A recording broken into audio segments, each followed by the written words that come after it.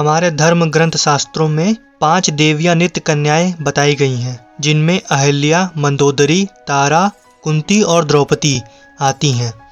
इनमें कुंती और द्रौपदी महाभारत के प्रमुख पात्रों में से महत्वपूर्ण पात्र हैं और आज हम इस वीडियो में बात करने जा रहे हैं महारानी कुंती के बारे में।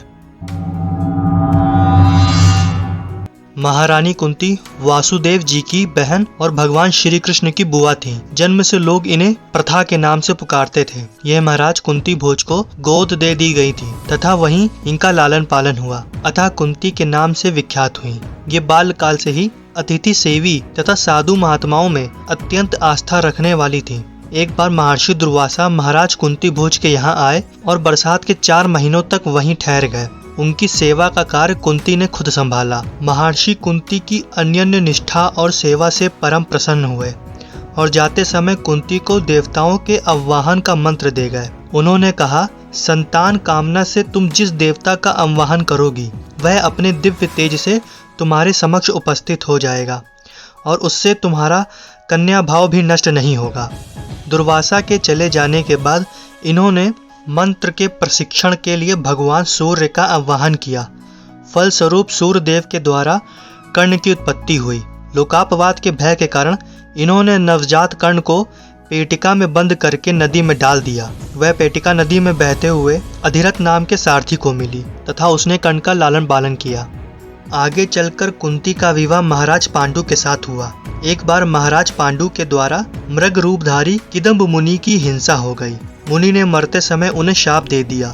इस घटना के बाद महाराज पांडु ने सब कुछ त्याग कर वन में रहने का निश्चय किया।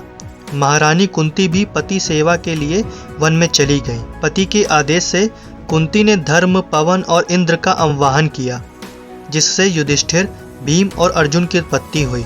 अपनी सौत माद्री को भी इन्होंने अश्वनी कुमारों के आह्वान का मंत्र बतलाकर उन्हें नकुल और सहदेव की माता बनने का सौभाग्य प्रदान किया। महाराज पांडु के शरीरांत होने के बाद माद्री तो उनके साथ सती हो गई, किंतु कुंती बच्चों के पालन पोषण के लिए जीवित रह गई। आगे जब दुर्योधन ने 5 पांडवों को लक्षागृह में भस्म करने का कुचक्र रचा, तब माता कुंती भी उनके साथ थी। पांडवों पर यह अत्यंत विपत्ति का काल था, परंतु माता कुंती सब प्रकार से उनकी रक्षा करती थी। दयावती तो वह इतनी थी कि अपने शरण देने वाले ब्राह्मण परिवार की रक्षा के लिए उन्होंने अपने प्रिय पुत्र भीम को राक्षस का भोजन लेकर भेज दिया और भीम ने राक्षस को यमलोक भेजकर पूर्ववासियों को सुखी कर दिया।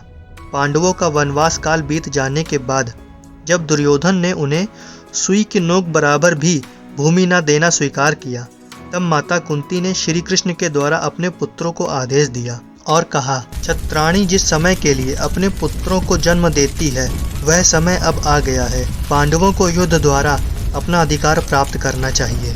महाभारत के युद्ध के बाद पांडवों की विजय हुई, किंतु वीर माता कुंती ने राजभोग में सम्मिलित न होकर धृतराष्ट्र और गांधारी के साथ वन में तपस्वी जीवन बिताना स्वीकार किया।